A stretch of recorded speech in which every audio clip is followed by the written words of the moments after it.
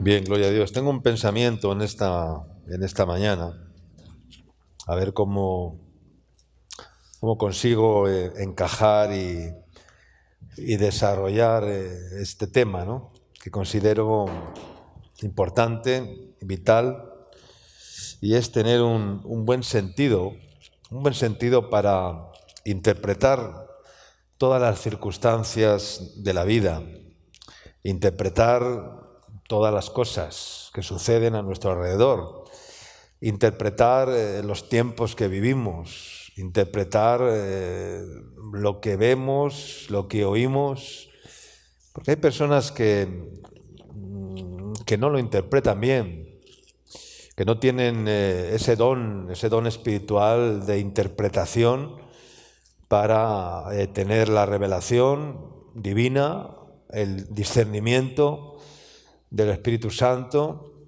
¿verdad? Correcto, para interpretar correctamente todas las cosas, porque el Señor nos quiere llevar a conocer todas las cosas. Dice la palabra que la unción os hará conocer, ¿qué dice? ¿Cuántas cosas? No leemos la Biblia. Dice todas las cosas. La unción del Santo os hará conocer todas las cosas. Entonces, hermanos, diariamente yo veo situaciones, personas, cosas que suceden, etcétera, etcétera, y hay personas que interpretan mal las cosas, las palabras, los hechos, las acciones, lo cual es una carencia, es una enfermedad espiritual, es una falta de tener el sentido espiritual, el don de Dios desarrollado en sus vidas por algún motivo. Por algún motivo tienen esa carencia, tienen esa dificultad e interpretan a veces las cosas de una forma errónea. Y eso es peligroso, porque es una falta de luz, es una falta de claridad, es una falta de clarividencia en las cosas. Y no podemos ver los árboles como aquel ciego que cuando el Señor le untó lodo y dice, veo a los hombres como árboles que se movían, pero no distinguía bien. Entonces veo personas que ven de esa manera, pero no ven lo que Dios quiere que veamos, no ven con los ojos de Dios. Y tenemos que tener esos ojos, porque lámpara del cuerpo es el ojo. Amén. Vamos a leer Mateo capítulo 6, versículos 22 y 23, donde dice precisamente esto mismo, ¿no? Dice, la lámpara del cuerpo es el ojo. Si tu ojo es bueno, todo tu cuerpo estará lleno de luz. Pero si tu ojo es malo o maligno, todo tu cuerpo estará en tinieblas. Así que si la luz que hay en ti es tinieblas, ¿cuánto más no serán las mismas tinieblas? El ojo es uno de los sentidos, entre los 5 sentidos que tenemos, es por el cual percibimos las cosas, ¿no? Los colores, percibimos las formas, percibimos los paisajes, percibimos a las personas, pero lo que la palabra de Dios nos dice es que hay una intervención para transformar las cosas que vemos a través del ojo. Quiero decir que lo que vemos a veces no es siempre la realidad. Porque parece ser que si nosotros contaminamos la imagen de lo que vemos, de lo que estamos viendo, pues puede ser que veamos algo que no es la realidad, algo que no es lo que Dios quiere que veamos, ¿no? Por ejemplo, muchas veces ocurre que escuchamos, porque también escuchar es ver, es oír, es interpretar. Escuchamos una conversación y si nosotros en esa conversación, con nuestros prejuicios, percibimos cosas y lo pasamos por el filtro de nuestros pensamientos, de nuestros prejuicios, entonces al final lo que escuchamos pues no va a ser objetivo, sino que va a ser algo subjetivo. Quiero decir que aquí la palabra de Dios nos dice que si el ojo es bueno, todo lo demás será bueno. ¿Cuánto dicen amén? Lo que tú percibes y pasa a través del ojo no es contaminado, entonces todo nuestro cuerpo, dice, estará lleno de luz. Entonces, el mensaje que quiero compartir en esta mañana es que creo que una de las cosas más importantes que tenemos que cuidar es tener, entre otras cosas, el ojo limpio para ver correctamente y el corazón limpio también para interpretar las cosas correctamente. Porque si no tenemos un corazón limpio y un ojo limpio, lo que va a pasar por ese tamiz, si no está limpio, entonces lo que va a ocurrir es que lo va a distorsionar, lo va a contaminar y lo va a alejar de la realidad que Dios quiere que veamos. No sé si me hago entender. Entonces, la palabra, Jesús mismo, nos enseña y nos dice que la lámpara del cuerpo es el ojo. Y nuestra forma de percibir las cosas, nuestra forma de captar las cosas es importante porque va a dar como resultado que nuestras vidas tengan un buen camino o un mal camino. Entonces, hermanos, vamos a limpiar nuestros ojos. ¿Cuántos dicen amén? ¿Cuántos quieren limpiar sus ojos en esta mañana? Con el colirio santo de Dios. Vamos a limpiar, hermanos, también nuestro corazón. Porque hay personas que no tienen el corazón limpio. Y el que no tiene el corazón limpio interpreta mal las cosas también. Para que percibamos e interpretemos las cosas tal como son y no como nosotros las queramos ver o como nosotros las vemos o como nosotros pensamos o como nosotros queremos que sean las cosas, hermanos. Y estamos equivocados, eso es un error. Por ejemplo, ¿cómo percibimos las cosas cuando de repente estamos afectados por el temor? Por ejemplo, es algo muy común además en este tiempo, el temor, el miedo, algo muy común en estos tiempos que vivimos. Entonces, el temor interviene en la forma en la que se perciben las cosas y ya no las percibimos con un ojo limpio, y el miedo y el temor entonces nos hacen ver lo que no es, incluso pues nos pueden hacer ver fantasmas. Y cuando uno ve fantasmas, pues no ve la realidad, está viendo cosas que no son reales. Y usted me dirá, pastor, pero ¿existen los fantasmas? ¿Existen los fantasmas? Una pregunta, ¿no? ¿Una vez los discípulos vieron fantasmas o no? ¿Han leído ese texto de la Biblia? ¿No lo han leído? Pues una vez los discípulos pensaron que Jesús era un fantasma. Entonces, hasta la Biblia menciona la palabra fantasmas. O sea que no estoy tan mal cuando digo que muchas personas ven fantasmas a su alrededor. ¿Cuánto dicen amén? Ven cosas que no son, ven cosas distorsionadas, distorsionan la realidad. De una cosa hacen un problema, de algo que ven arman un problema, de algo que les sucede arman un relajo, porque ven fantasmas a su alrededor, hermanos. Y los fantasmas les persiguen a esas personas constantemente. ¿Qué les pasó a los discípulos cuando estaban en la barca en medio de la noche en ese texto de Marcos capítulo 6, versículos 45 al 52? Dice que enseguida hizo Jesús entrar a sus discípulos en la barca e ir delante de él a Betsaida, a la otra ribera, entre tanto que él despedía a la multitud. Y después de que los hubo despedido, dice que Jesús se fue al monte a orar, como acostumbraba hacer en la noche. Y al venir la noche, dice, la barca estaba en medio del mar y él, Jesús, estaba solo allí en tierra, orando. buscando al Padre. Y al venir la noche, la barca estaba en medio del mar y él solo en tierra. Y viéndoles Jesús a los discípulos remar, dice, con gran fatiga, porque el viento les era contrario. A veces el viento es contrario, y cuando el viento es contrario, hermano, tú tienes que remar con más fuerza, ¿verdad? Hay vientos a favor y hay vientos en contra. ¿Cuántos dicen amén? Hay vientos favorables y los vientos son también ordenados por Dios. Dios es el que ordena los vientos, hermano. Y el viento puede soplar a tu favor o el viento puede soplar en tu contra. Aquí vemos que el viento les era contrario.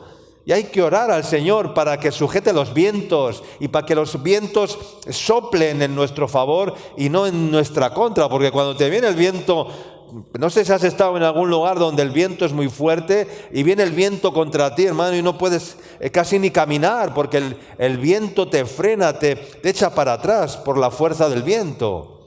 Si no, veamos los huracanes, veamos las cosas que están sucediendo en el mundo. El cambio climático está causando estragos y va a causar estragos. De aquí a 50 años vamos a ver cosas, igual nosotros no las vemos, pero el mundo está en peligro, hermano. El cambio climático está haciendo cosas que van a suceder en el mundo que nos vamos a quedar.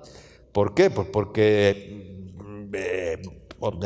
no todo se está acelerando, ¿no? Y entonces el viento les era contrario. Cerca de la cuarta vigilia de la noche vino a ellos andando Jesús sobre el mar y quería adelantárseles en la barca, ¿no? A la barca. Viéndolo ellos andar sobre el mar, pensaron que era un fantasma.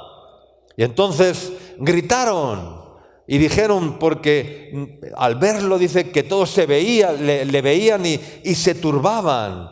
Pero enseguida Jesús habló con ellos y les dijo, tened ánimo, yo soy el que soy, yo soy Jesús, no temáis.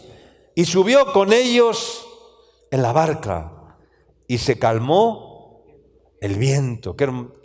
Esto me gusta, hermanos, cuando Jesús va contigo en la barca, ¿qué es lo que sucede?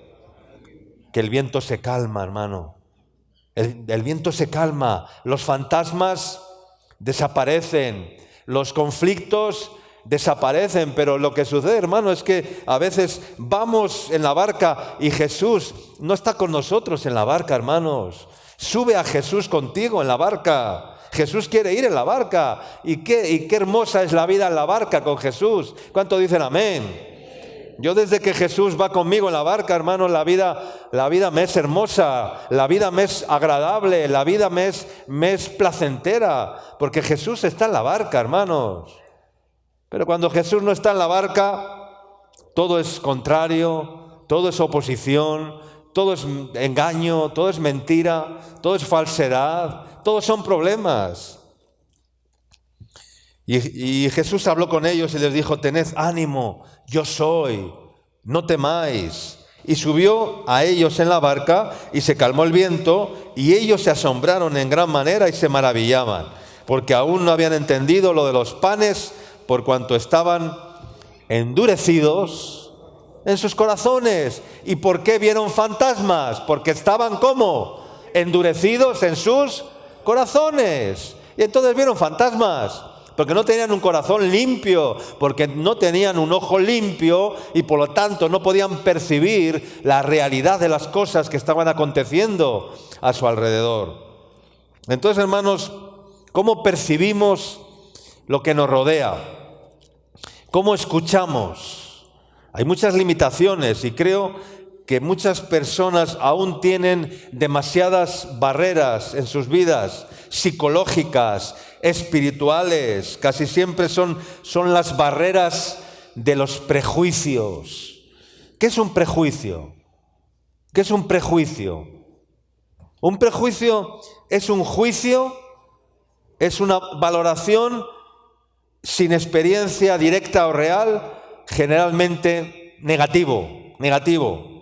También implica una emoción de carácter negativo sobre un grupo o sobre una persona. Es individual, es decir, propio de una persona. Por ejemplo, enjuiciar a cualquier persona sin sin conocerla. Eso es un prejuicio. Mira, yo a veces en el ministerio me ha ocurrido, hay personas que me han dicho, mira, este es un tal, este es un cual, este no sé qué, no sé cuánto, y sin yo conocerle. Y yo no hago demasiado caso de eso. Yo digo, cuando yo le conozca, entonces podré emitir un juicio, no por lo que me digan, porque igual eso ya me puede generar a mí un prejuicio. Un prejuicio. Entonces es mejor conocer a las personas, es mejor saber de las personas, para no tener esos prejuicios. Pero no solamente en eso que he mencionado. A veces tenemos muchos prejuicios, hermanos. Y un prejuicio es el proceso de formación de un concepto o juicio sobre algo, sobre alguna persona, objeto o idea, de manera anticipada. Antes de que lo veas, antes de que lo conozcas, antes de que suceda. En términos psicológicos, es una actividad mental inconsciente que distorsiona la percepción real de las cosas. ¿Cuánto dicen amén? Eso es un prejuicio. Y tenemos muchos prejuicios, hermanos. Tenemos muchos prejuicios. Entonces, los prejuicios nos llevan casi siempre a distorsionar la realidad. Y por eso es que el Señor quiere limpiar los canales, quiere limpiar los conductos. Y los conductos son los ojos, los conductos son los oídos, los conductos es el corazón, nuestra mente, por las cuales percibimos las cosas. Porque si las recibimos y las contaminamos en el proceso de la percepción, entonces habrá una contaminación que no es buena. Amén, hermanos. Entonces, a veces la mayor parte de los problemas que tenemos personales, o en nuestras relaciones con los demás, o en nuestras relaciones con las personas que tenemos cerca, es porque percibimos mal las cosas y tenemos una mala percepción de las cosas, una mala interpretación de las cosas, y Dios quiere transformar nuestro ojo en un ojo sano para que la lámpara del cuerpo esté encendida. ¿Cuántos dicen amén? Porque si no es así, pues seguiremos viendo ¿qué? Viendo fantasmas donde no los hay. Yo a veces me vienen personas digo, ya está, ya está viendo fantasmas donde, ya, porque me viene con un cuento, me viene con un asunto, ya están viendo fantasmas, hermano, viendo fantasmas donde no los hay. Veremos ofensas donde no los hay. Hay personas que ven ofensas y que se sienten ofendidas por algo donde no ha habido ningún mal, ninguna ofensa, ningún deseo de ofender, pero ellas mismas se sienten ofendidas. ¿Por qué? Porque están llenas de prejuicios y llenas de fantasmas. O podemos ver peligros donde no los hay. Hay personas que ven peligros donde no los hay. Hay personas que son hipocondríacas y ven la enfermedad donde no la hay. Y llaman a la enfermedad antes de que venga, hermanos. Y el mal que viene vendrá. Y siempre están enfermas, siempre están que les duele algo. Porque son hipocondríacas, porque tienen un pánico a la enfermedad. Y podemos ver peligros donde no los hay. Y por lo tanto, vivir con una carga pesada que nos impedirá andar en la libertad con que Cristo nos hizo libres. ¿Cuánto dicen amén? Entonces, hermanos, ¿cómo percibimos las cosas? ¿Cómo percibimos a los demás? Y sobre todo, ¿cómo percibimos a Dios en nuestras vidas? Percibir todas las circunstancias de la vida con fe. Como los espías que fueron a inspeccionar, conocemos el texto, ¿no? En Números, la tierra de Canaán, la tierra prometida. Casi todos ellos vieron ¿qué? Vieron gigantes, vieron fantasmas, vieron impedimentos, vieron lo imposible. Pero solo 2 vieron lo mismo que los otros, pero desde otra perspectiva, hermanos, y dijeron: nos les comeremos como a pan. ¿Cuánto dicen amén? ¿Qué diferencia de ver gigantes invencibles a ver trocitos de pan? ¿Cuánto dicen amén? ¿Verdad? Ahí hay personas que solo ven los gigantes, hermanos. Cuando Dios te dice, si dejas de ver un gigante, tú podrás decir como aquellos dos espías, nos les comeremos como a pan. Amén. Y verás trocitos de pan en vez de ver un gigante, hermano. ¿Por qué? ¿Por qué unos estaban percibiendo las cosas a través de unos ojos limpios que no contaminaban lo que veían? Porque el tamiz, el filtro estaba limpio, entonces veían la realidad, no veían el gigante que les quería atemorizar, sino que veían la fortaleza de Dios en sus vidas, tenían la fe en Dios y decían, estos gigantes, por muy bravos que sean, el Señor está con nosotros. ¿Cuánto dicen amén? Y nos les comeremos como a pan. Mientras que otros veían lo mismo, pero con un ojo y con un corazón contaminado por el temor, por la ansiedad, por las preocupaciones, por la falta de fe. Y entonces se venían abajo. Entonces, hermanos, la palabra también la pasamos a veces por el tamiz de nuestro corazón, por el filtro, la palabra, por el ojo y el corazón lleno de prejuicios y contaminaciones, pues fruto de la cultura, fruto de la educación. Yo viajo por países, hermanos, y cada cultura tiene un Dios diferente.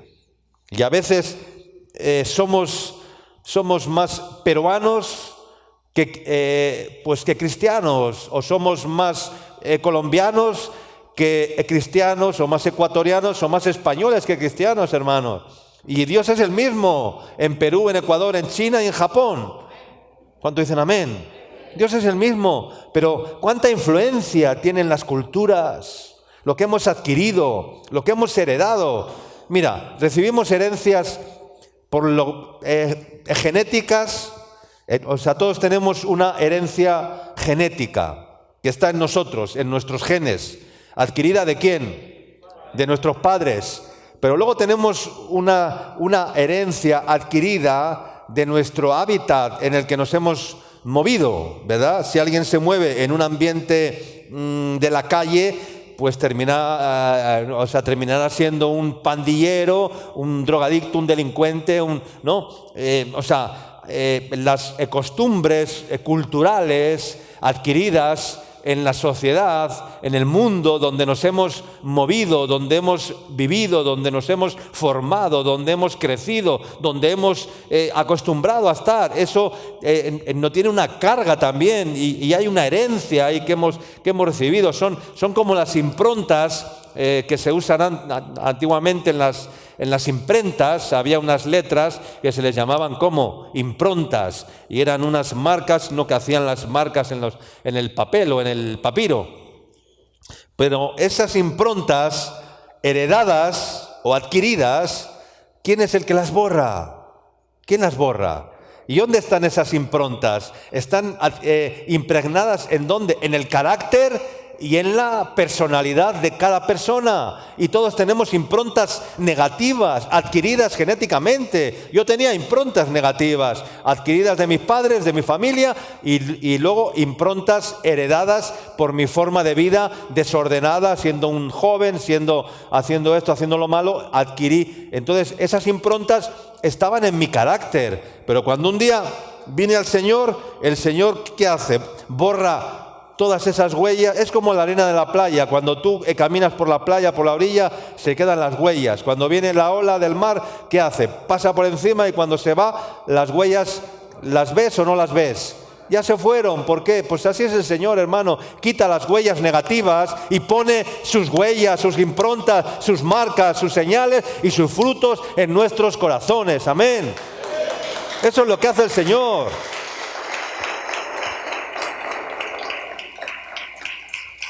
Entonces, hermanos,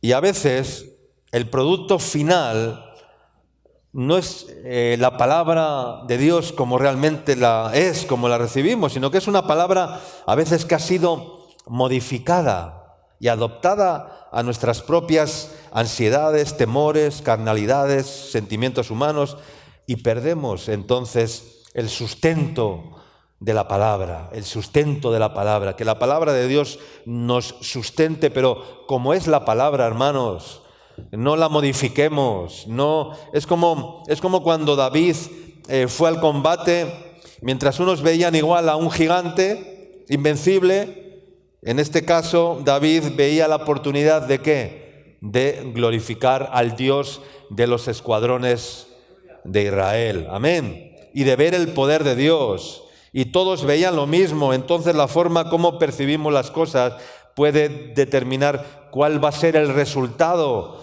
de nuestra vida, hermanos. Si vemos con los ojos de Dios y con los ojos limpios, en la mayoría de las situaciones no veremos enemigos, gigantes, fantasmas solamente. Amén, hermanos.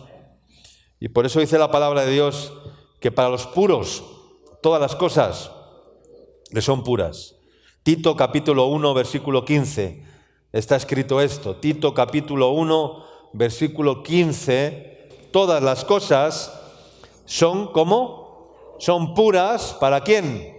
Para los puros, mas para los corrompidos e incrédulos. ¿Los corrompidos quiénes son? Los que tienen el corazón sucio, impuro. Esos son los corrompidos, los que no tienen el ojo limpio, los que no tienen el filtro limpio. Hay que tener bien limpio el filtro, hermano. En los autos hay un filtro que se llama el filtro del polen, que es el que manda el aire acondicionado, y cuando el filtro ese del polen o del aire se ensucia, entonces ¿qué pasa? Que por los conductos del vehículo no circula bien ¿no? Hay que cambiar el filtro de vez en cuando. Hay que cambiar el filtro del aire, hay que cambiar el filtro del combustible, hay que cambiar el filtro del aceite, hay que cambiar el filtro del polen para el aire acondicionado en un vehículo, en un motor, porque si no los filtros se van llenando de suciedad y entonces ya no actúan como deben de actuar. Porque ¿qué hace un filtro?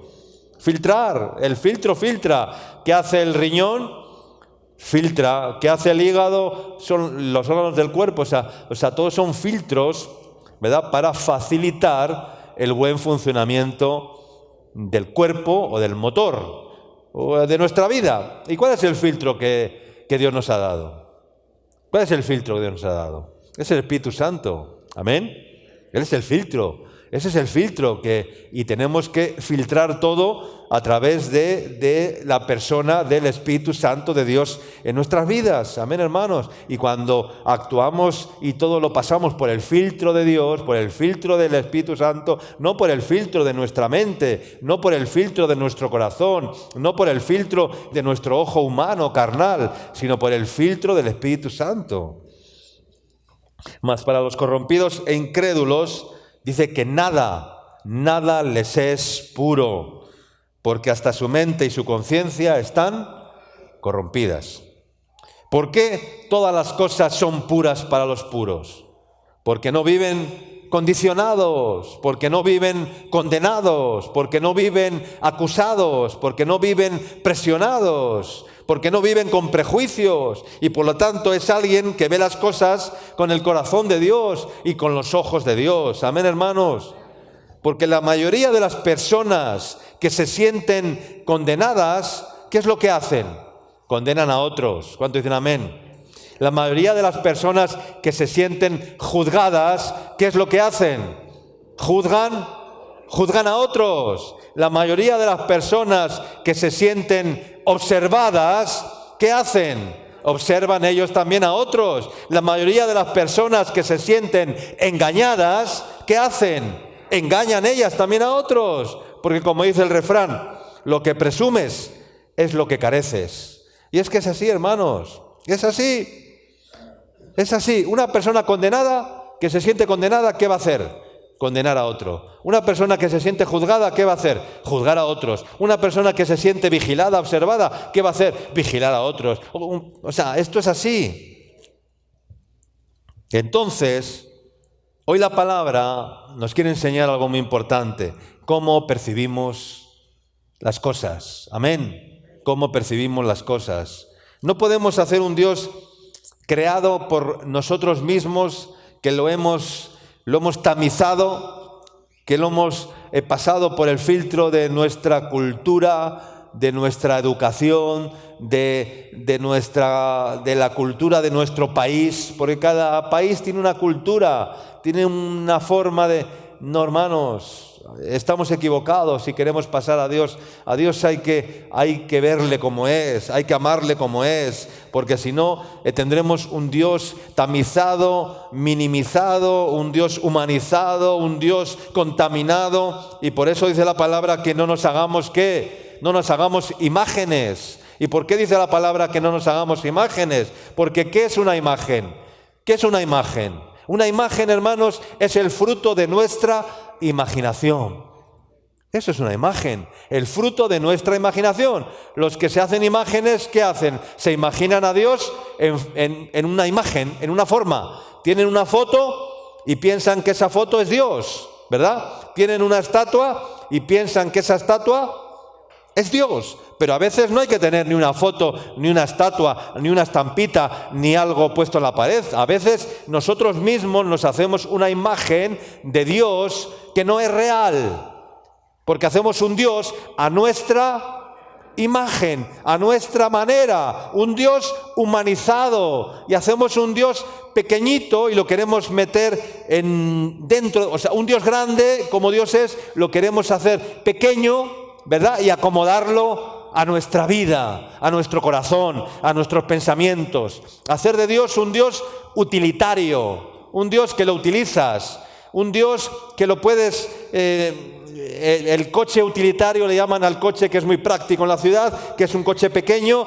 fácil de manejar, con dirección asistida, ¿verdad? Que tiene cámara de retroceso y que se puede aparcar en un espacio pequeño, en un área pequeña. Eso es un utilitario, que lo acomodo como yo quiero y que lo manejo como yo quiero, de una forma muy cómoda, hermanos. Y a veces queremos hacer de Dios un Dios utilitario, que lo utilizamos conforme a nuestra imagen.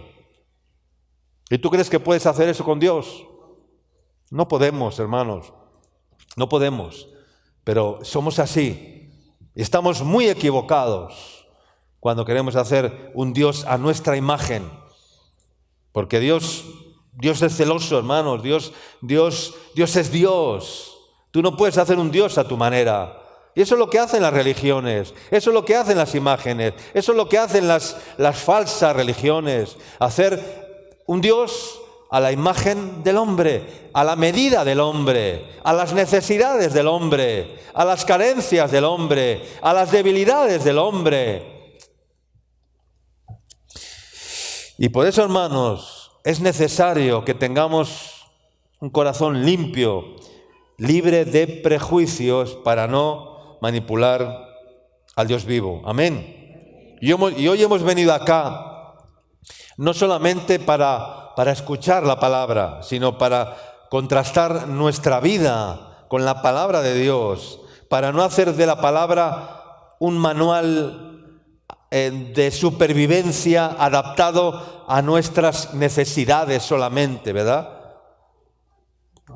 Es otra cosa que a veces hacemos, hacer de la palabra de Dios un manual adaptado a nuestras necesidades propias, y queremos acomodar la palabra a nuestras necesidades propias. Entonces, otra vez, también estamos equivocados, porque de esa manera, hermanos, la palabra de Dios nunca nos va a sustentar, hermanos. Y si algo nos tiene que hacer la palabra, es que la palabra de Dios me sustenta cada día, amén. Pero toda la palabra de Dios, no lo que yo quiero en ese manual de supervivencia. Tengo cuatro normas, 4 palabras, 4 promesas dadas por Dios. Ayer me decía una hermana que me conoce del WhatsApp: han fallecido mis padres por el COVID, los 2, y eran cristianos, me decía la hermanita, y ellos constantemente repetían la promesa de Dios que está escrito en el Salmo 91: ninguna plaga ni enfermedad tocará tu morada. Y me decía: pastor, no se cumple la promesa de Dios. ¿Qué ha pasado en mi familia? Yo sé que no hemos sido íntegros delante de Dios. Yo sé que hemos sido muy desordenados. Y empezó a decirme una serie de cosas, hermano. Entonces, a ver, las promesas de Dios se cumplen. Yo estoy seguro que las promesas de Dios se cumplen. Pero ¿en quiénes se cumplen, hermanos? En los íntegros.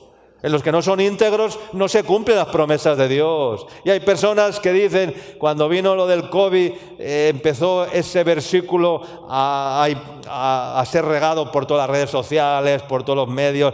Ninguna plaga ni enfermedad tocará mi morada. Pero hermano, la plaga te va a alcanzar, no digo el COVID, cualquier plaga, cualquier asunto, cualquier circunstancia, si no eres íntegro delante de Dios. Y no hablo de una enfermedad, como una maldición, como una no. Hablo de todas las cosas en la vida, hermanos. Pero seamos íntegros. ¿Y qué es ser íntegros? ¿Qué es ser íntegros delante de Dios? Es ser verdaderos. Es ser de un solo corazón. Es ser de un solo alma, de un solo ánimo, de un solo pensamiento. Es ser de una sola pieza, de un solo tejido. Seamos íntegros. Y la hermana reconocía, no, es que en mi familia no hemos sido íntegros. Igual el Señor le estaba revelando la causa de por qué esa promesa dada por Dios no se cumplió en la vida de sus papás o de sus padres. Hermanos, el temor de Dios, temor de Dios.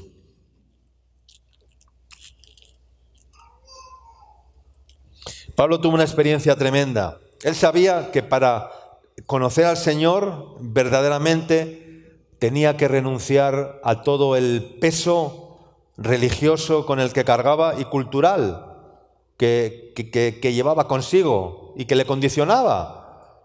Y por eso tuvo que decir, pero cuantas cosas eran para mi ganancia, las he estimado como pérdida. Y aún estimo todas las cosas por basura. ¿Con el fin de qué? De conocerle a quién. De conocerle a Él. ¿Y qué es lo que Pablo tuvo que tirar al tacho de la basura? ¿Qué es lo que tuvo que tirar Pablo al tacho de la basura? Por los títulos que tenía, ¿verdad?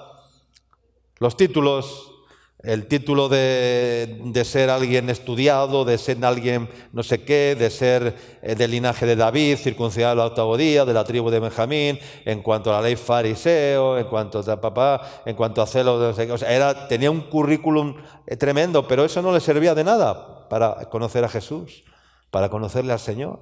Y lo tuvo todo que tirar al tacho de la basura, hermanos. Sus prejuicios culturales, como buen judío, eso también lo tuvo que tirar al tacho de la basura para conocer a Jesús. ¿Por qué muchos judíos todavía no conocen al Mesías? Porque están arraigados en su cultura judía y están tan metidos ahí que les impide conocer a Jesús. Y no lo quieren tirar al tacho de la basura.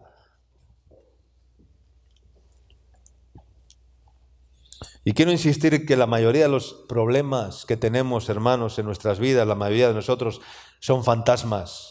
Son fantasmas. Son consecuencia de una percepción contaminada de las cosas, por no tener el ojo sano y el corazón limpio.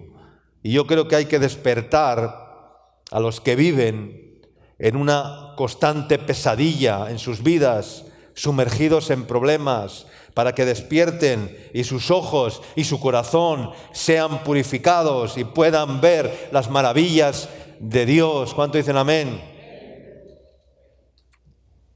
Y por eso dice el texto que leímos, dice, si la luz que hay en ti es tinieblas, ¿cuánto más no serán las mismas tinieblas?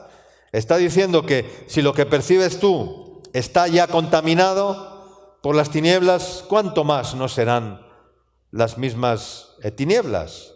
Entonces, hermanos, si queremos tener una vida plena, una vida saludable, una vida espiritual, una vida en comunión con el Señor, tengamos un Dios cercano, que le conocemos, que guía nuestra vida, que llena nuestro corazón.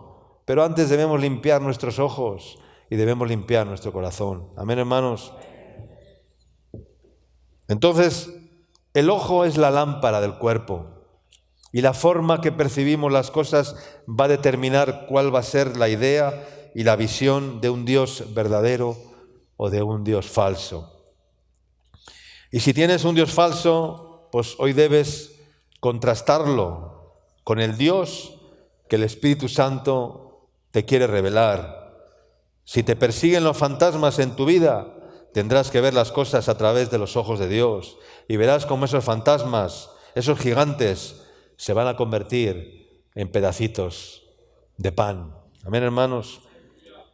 Yo estaba pensando en esta mañana, una mala interpretación de una señal de tráfico puede provocar un accidente terrible. ¿Cuánto dicen amén?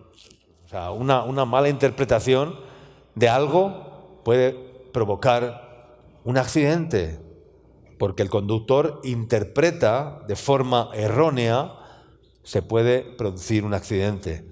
¿Y cuántas veces en nuestras vidas acontecen situaciones en las cuales hay personas que se sienten heridas, que se sienten desechadas, que se sienten rechazadas porque han interpretado mal, porque han visto mal, porque han pensado mal? Hay un refrán que dice, piensa mal y acertarás. No me lo creo. No me lo creo. Eso es un refrán del mundo, pero no. El que piensa mal no es porque va a acertar. El que piensa mal es porque es un malvado, ¿ya? Y porque desea hacer el mal. Piensa mal y acertarás. No. Revelación divina, discernimiento divino sí, pero pensar mal no, hermanos. Cuando viene María Magdalena con aquel frasco de perfume de alabastro, de nardo puro, y lo comienza a derramar, ungiendo a Jesús, que haya entrado en la casa, como dice la palabra, que rápidamente los discípulos comienzan a hacer comentarios, ¿no? ¿Qué pasó en aquella situación? ¿Cómo fue el asunto? Pues que empezaron los discípulos a decir, pero qué derroche es este perfume de gran valor, lo está derramando esta mujer a los pies de Jesús. Y entonces Jesús tiene que intervenir y dice, una buena obra me ha hecho esta mujer. Vosotros lo estáis tratando como algo que no sirve, lo que ha hecho esta mujer, como un desperdicio. Sin embargo, yo digo que una buena obra me ha hecho. Había dos interpretaciones diferentes del mismo acto, del mismo acontecimiento, del mismo hecho. Unos lo estaban interpretando bajo su punto de vista, bajo sus intereses personales incluso, porque luego aclara que entre ellos estaba uno llamado Judas, ¿no? Que era uno de los que decía, porque Jesús, si este perfume se hubiera vendido, ya se hubiera el dinero recogido y se hubiera dado a los pobres. No, se hubiera metido ¿en dónde? En la bolsa. ¿Y quién cargaba la bolsa? El de Judas. Entonces él era el más interesado en reclamar que aquello era un derroche, que aquello era un desperdicio, que aquello era, ¿verdad? Entonces, hermanos, las formas en las que interpretamos las cosas pues nos afectan, ¿no? Y aquello lo estaban interpretando de esa manera porque había ciertos intereses personales, familiares, económicos o del tipo que sean, o espirituales, ¿no? Mira, dice la palabra, en esta parábola tan conocida de los obreros de la viña, dice que el reino de los cielos es semejante a un padre de familia que salió de mañana a contratar obreros para su viña. Esto está escrito en Mateo en el capítulo 20.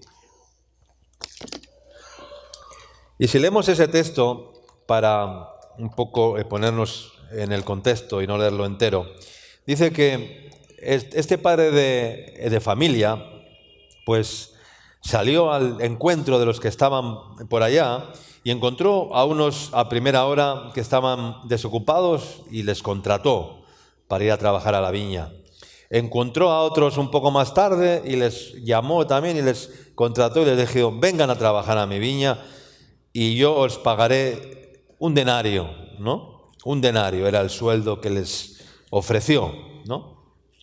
A todos lo mismo, ¿no? A los que contrató a primera hora, a los que contrató un poco más tarde y a los que contrató en la tarde también, encuentra a otros ya en la tarde y les dice: no, venid a trabajar a mi viña y os pagaré un denario. Y así hasta la última hora del día. Y a la última hora del día, ya casi cuando el día estaba declinando seguramente, sale y encuentra a unos hombres que estaban en la plaza allí todo el día desocupados, ¿no? Sin hacer nada.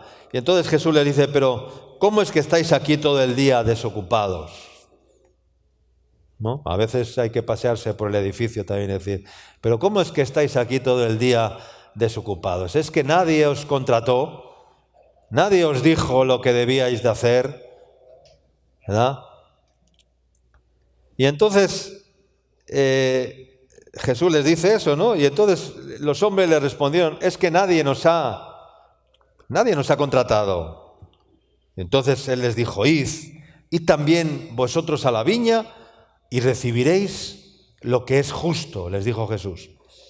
Y fueron, ¿no? Y cuando llegó la noche, al final del día, cuando todos habían hecho ya sus tareas y se iban a retirar, pues todos fueron a cobrar lo que habían convenido, ¿no? Con el padre de familia, ¿no? El jornal.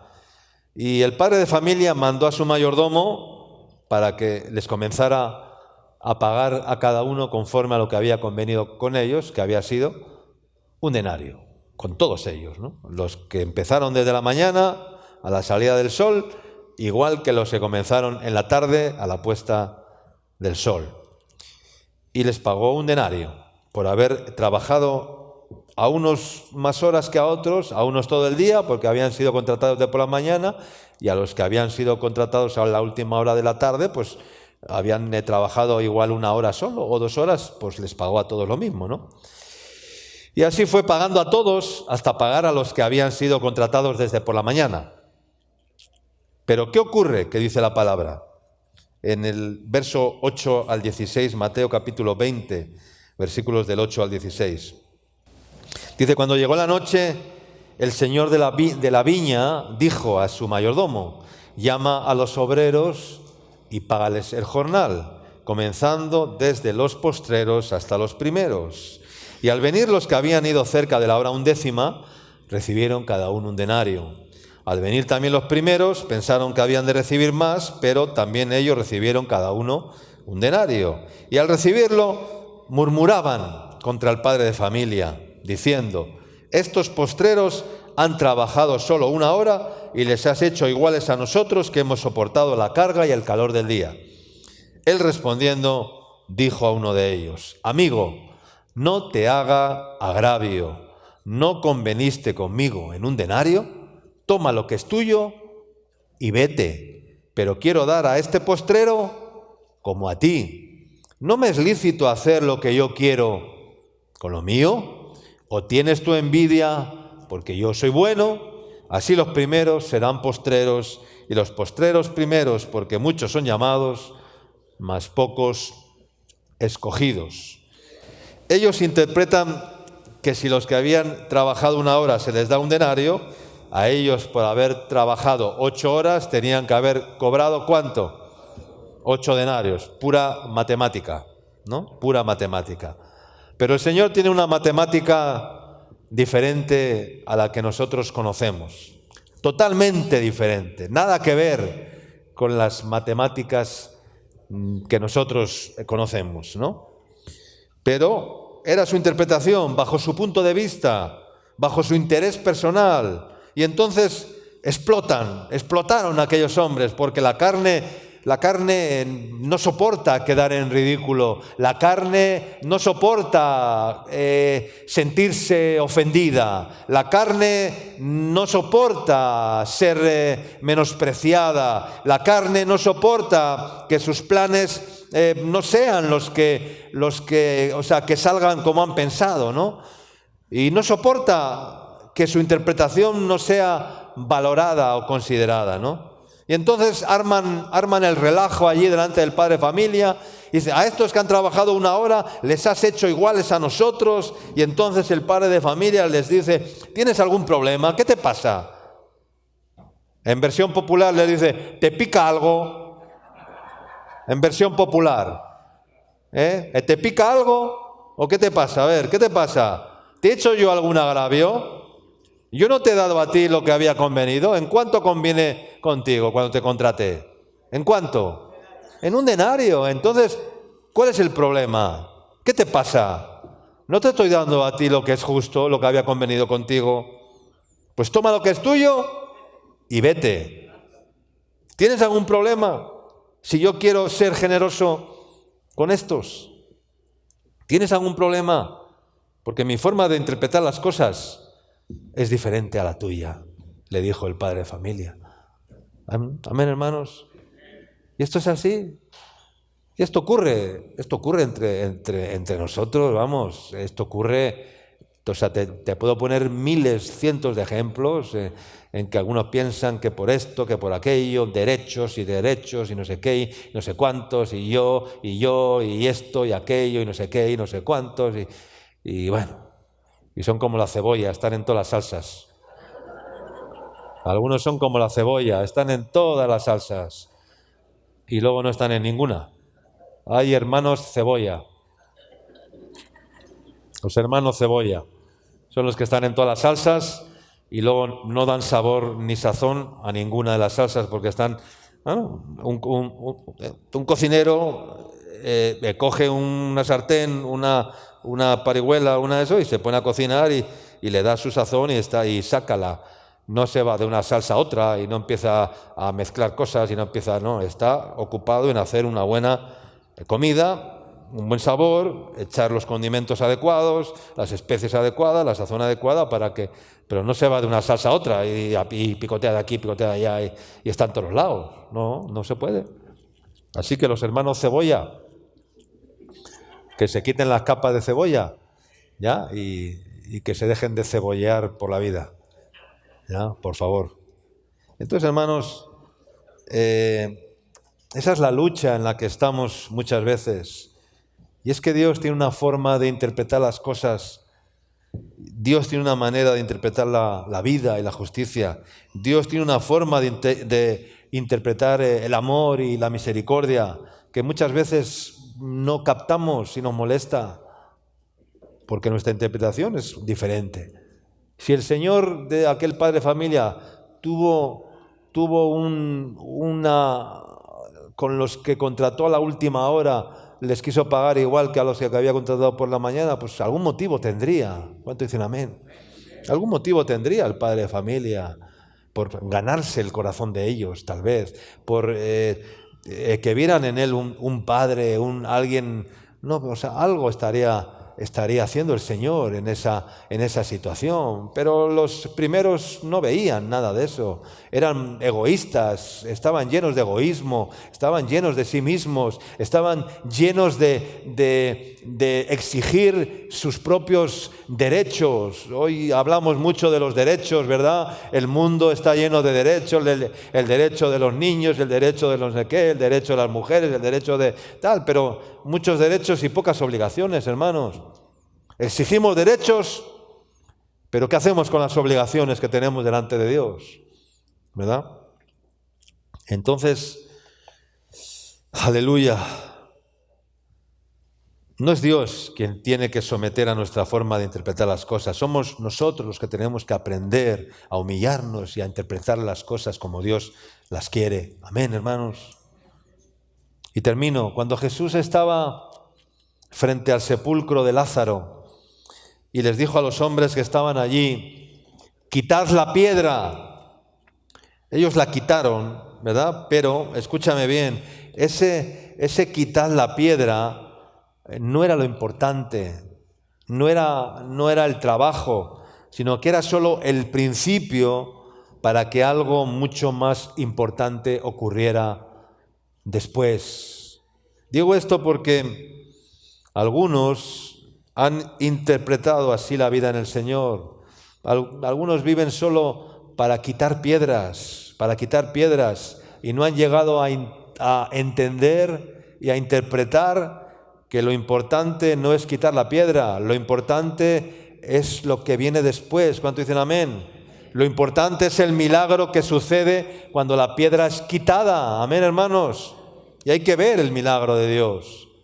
Pero algunos piensan que hay que estar constantemente quitando piedras, pero no disfrutan del milagro de Dios y de la quietud que produce después, dando vida a lo que estaba muerto, ¿verdad? A lo que está muerto en nuestro interior, el Señor quiere darlo vida. Amén, hermanos. Lo importante es pasar de muerte a vida. Lo importante es que lo que está muerto sea vivificado, que lo que está seco sea regado, que lo que está muerto viva, que lo que está en oscuridad reciba la luz de Cristo. Amén, hermanos. Que lo que está enfermo sea sanado. Amén, hermanos.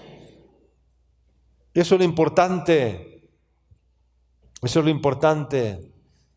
Pero para terminar, limpiemos el ojo, limpiemos el corazón, busquemos sabiduría para interpretar las cosas de una forma correcta, hermanos. Y si tienes fantasmas que te persiguen, pues se puedes llamar al cazafantasmas. Había una película, ¿no?, que eran los cazafantasmas, ¿verdad? Había una película, ¿verdad? Los cazafantasmas. Pues hay que cazar los fantasmas. Amén, hermanos. Hay que sacar el lazo y cazar a los fantasmas, ¿verdad? Cazar a los fantasmas que te persiguen, que te acosan, que te quieren aplastar, que te quieren reducir, que te quieren amilanar, que te quieren distraer, que te quieren hacer ver lo que no es, para que te quedes quieto, para que no te muevas. Fantasmas y más fantasmas, hermanos. Quita la piedra y verás el milagro y verás la gloria de Dios. Amén, hermanos. Pero que el Señor nos dé la verdadera luz, la verdadera revelación, el verdadero don para interpretar las cosas de una forma correcta en nuestras vidas, en lo que nos rodea, en lo que vemos, en lo que oímos, en todas las cosas, en las noticias que vemos, en la televisión, en la prensa, en todo hay que tener la interpretación, la luz, la clarividencia, la claridad, que el Señor nos dé esa claridad para ver las cosas, hermanos, y no ser influenciables, sino ser de los que influenciamos a otros, porque el que no es influenciador es una persona que se deja influenciar. O influencias de una forma positiva, o eres alguien influenciable que se deja manipular, que se deja influenciar, que se deja arrastrar por una cosa o por otra. Hermanos, seamos íntegros. Alguien íntegro es alguien que no se deja manipular. ¿Cuánto dicen amén? Alguien íntegro es alguien que no se vende, que no se vende al primer postor, al primer pastor no, al primer postor, ¿no? Que no se vende al primer postor, al primer ofrecimiento, a la primera dádiva. Hay personas que se venden al primera dádiva, al primero que les ofrece algo, hermanos, no. Eso no es ser íntegros. Seamos íntegros de corazón, seamos limpios de corazón para ver con claridad, para que los fantasmas huyan en el nombre de Jesús, para que los temores huyan en el nombre de Jesús, para que la incredulidad se vaya en el nombre de Jesús, para que creamos las promesas de Dios, pero vivamos en ellas, no solamente las recitemos. No es que la Biblia dice esto, pero ¿de qué me sirve que la Biblia diga esto si no se cumple en mi vida, hermanos? Seamos íntegros para que las promesas de Dios nos alcancen. ¿Cuántos dicen amén? Para que las promesas de Dios sean nuestras y se cumplan en nuestras vidas, en nuestras familias, en nuestros hogares, en nuestras comunidades, en nuestras naciones. en toda la tierra, porque toda la tierra será llena del conocimiento de la gloria de Dios. Amén, hermanos.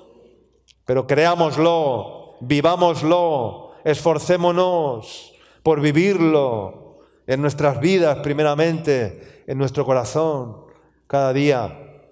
Amén, hermanos.